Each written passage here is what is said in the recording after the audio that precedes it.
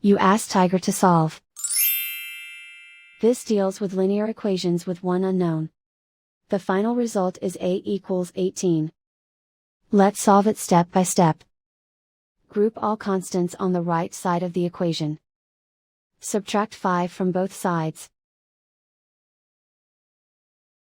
Group like terms. Simplify the arithmetic.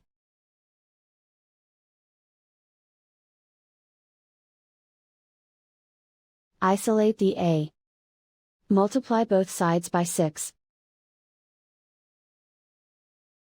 Group like terms.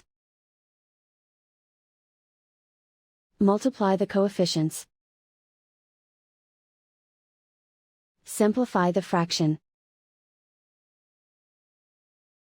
Simplify the arithmetic.